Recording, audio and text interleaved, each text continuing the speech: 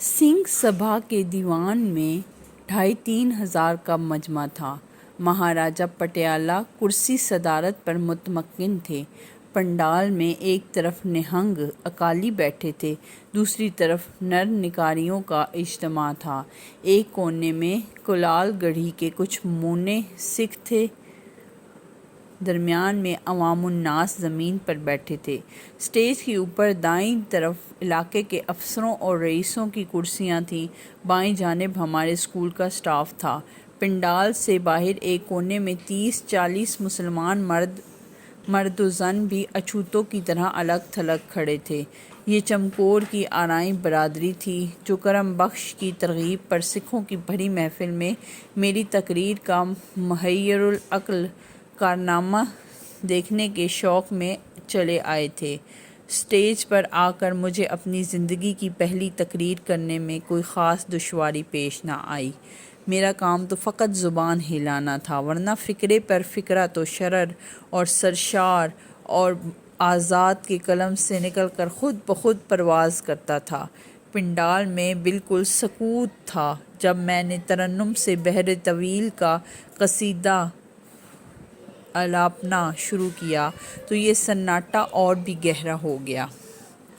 میری تقریر دلپذیر ختم ہوئی تو پنڈال میں کئی جانب سے شاباش شاباش کی آوازیں آئیں۔ مہاراجہ پٹیالہ جو کرسی صدارت میں نیم خوابیدہ بیٹھے تھے اچانک چونکے۔ انہوں نے مجھے تھپکی دی، اپنی جیب سے ملکہ وکٹوریہ کی مورت والا چاندی کا 1 روپیہ نکالا، اسے انگلی پر آویزاں کر کے انگوٹھے سے اچھال کر ٹن سے بجایا اور مجھے انعام میں دے دیا۔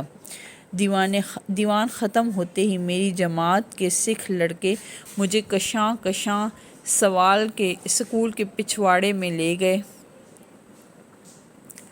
کچھ دیر انہوں نے راج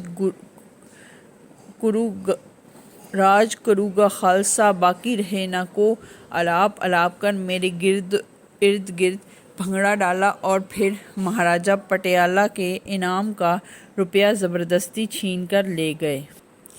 میرے مضمون اور قصیدے کی کامیابی نے گویا میرے سینے میں بندھی ہوئی بہت سی گھنٹیاں کھول دیں۔ آل زورین کی نظموں سے قافیے اور ردیف جمع کر کے اب میں نے کچھ اپنی تک بندی بھی شروع کر دی۔ پہلے رونق جموی تخلص رکھا، پھر کسی ضرورت شعری سے مجبور ہو کر جعفر چمکوری سے بدل ڈالا۔ میرا ایک شعر خاص طور پر ہمارے سکول میں زبان زدِ خاص و عام ہو گیا اور سکھ طلباء بھی اسے شوق سے اپنے جواب مضمونوں میں استعمال کرنے لگے۔ شعر عرض کیا تھا: یہ ایسا عجب شہر چمکور ہے کہ ثانی نہیں جس کا لاہور ہے۔ رفتہ رفتہ میں نے اپنی بیاض بھی کھول لی۔ ایک روز شام کے وقت میں نہر کے کنارے ٹہل کر فکرِ سخن کر رہا تھا کہ ماسٹر منگل سنگھ بائیسکل پر سوار ادھر سے گزرے، مجھے دیکھ کر رک گئے اور بیاض لے کر اس کا معائنہ کرنے لگے۔ 1-2 جگہ ٹھٹک کر مجھے گھورا اور غصے سے ہوں ہوں کہا۔ پھر ایک غزل پر پہنچے جس میں عرض کیا تھا: میرے منہ پہ زلفیں گرانے کو آ جا، میری بات بگڑی بنانے کو آ جا، تیری یاد کی گھنٹیاں بج رہی ہیں، میرے دل کی دنیا بسانے کو آ جا، برا حال ہے جعفر خستہ جاں کا، میری جاناں بچانے کو آ جا۔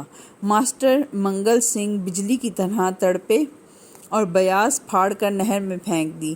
پھر وہ دونوں ہاتھ کمر پر رکھ کر جلاد کی طرح میرے سامنے کھڑے ہو گئے اور کڑک کر بولے: ورنیکولر فائنل کا امتحان سر پر آیا کھڑا ہے اور یہ مرزا غالب کی اولاد شاعری کے ٹل کھڑکا رہی ہے، کیوں بے، یہ کیا واہیات بکواس ہے۔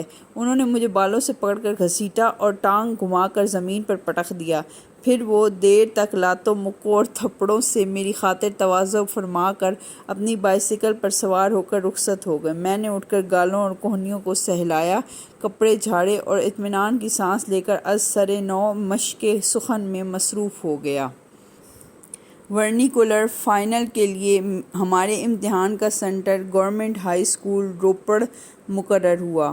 روپڑ کا شہر چمکور صاحب سے کوئی 11 میل کے فاصلے پر واقع تھا۔ 3-4 بیل گاڑیوں میں سوار ہو کر ہم سب فارسی کے استاد پنڈت سری رام کی قیادت میں ایک روز پہلے ہی وہاں پہنچ گئے۔ سکھوں کے ایک مقامی ہاسٹل میں ہمیں ٹھہرایا گیا۔ سورج غروب ہوتے ہی کھانے کی گھنٹی بجی۔ سب لڑکے اپنی اپنی رکابی گلاس اور گھی لے کر لنگر خانے میں حلقے باندھ کر بیٹھ گئے۔ مسلمان بس ایک میں ہی تھے، اس لیے مجھے چوکے سے باہر دوسروں سے الگ خاصی دور بٹھا دیا گیا۔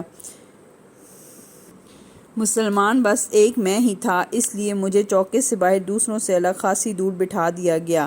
ایک لانگڑی کڑچھی ہاتھ میں لیے دال بانٹ رہا تھا۔ 2 سکھ ایک بہت بڑے توے پر تیز رفتاری سے پھلکے پکا رہے تھے۔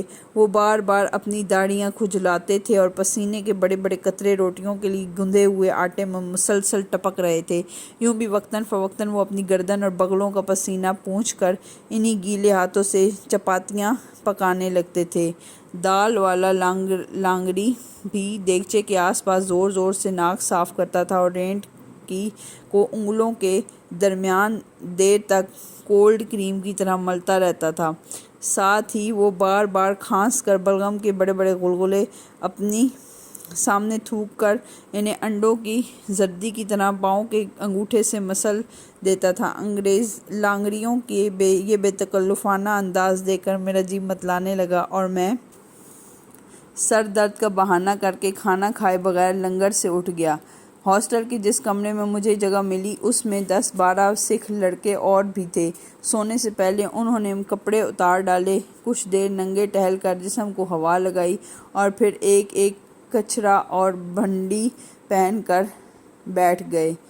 پہلے انہوں نے اپنے کیس کھولے اور انہیں جھٹک جھٹک کر کنگھا کیا، پھر سرسوں کا تیل ڈال کر داڑھیاں چڑھائیں اور ان پر میلی میلی پٹیاں سی باندھ لیں۔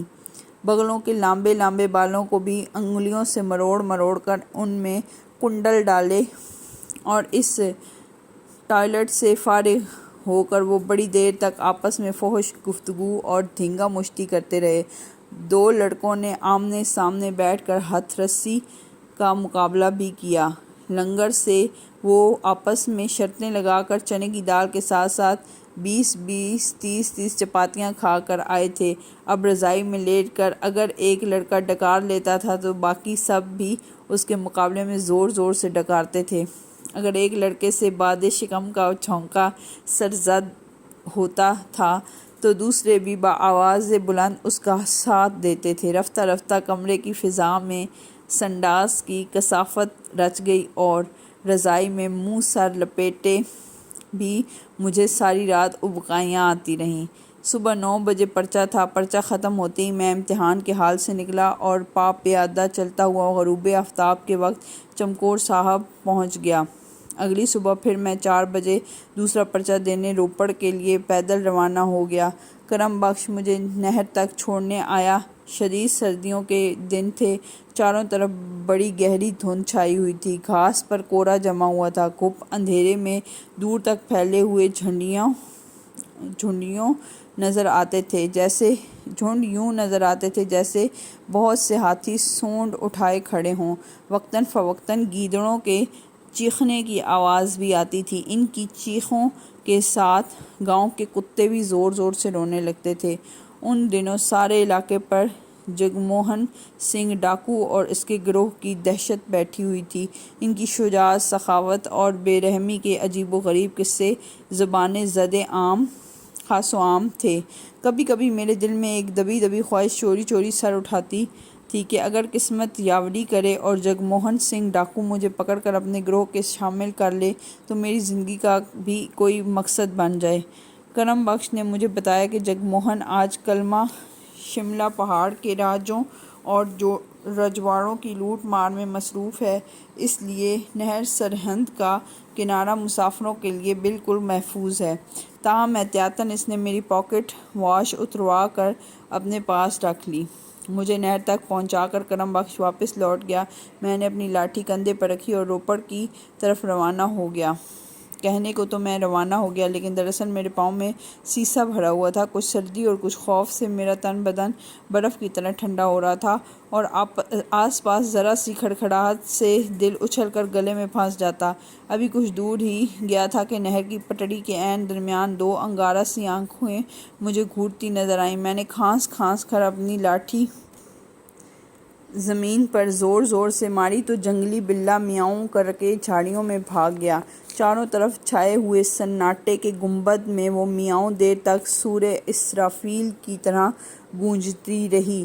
دو چار گیدڑ بھاگتے ہوئے آئے اور میرا راستہ کاٹ کر گزر گئے۔ ایک درخت پر اتنی چمگادڑیں پر پھیلائے الٹی لٹکی ہوئی تھیں کہ شاخوں پر کالا کالا سائبان تن گیا تھا۔ میرے قدموں کی چاپ سے ان کے آرام میں خلل پڑا تو چند چمگادڑیں عجیب خوفناک آواز سے چلائیں۔